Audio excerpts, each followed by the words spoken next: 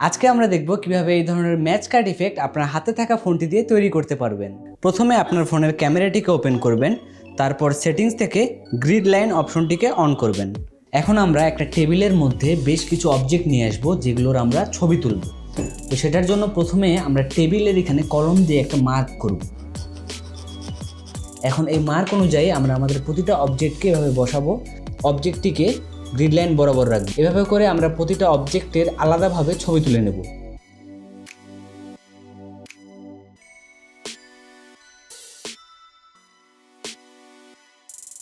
এখন আমরা এই ইমেজগুলোকে প্রিমিয়ার প্রোতে নিয়ে যাব।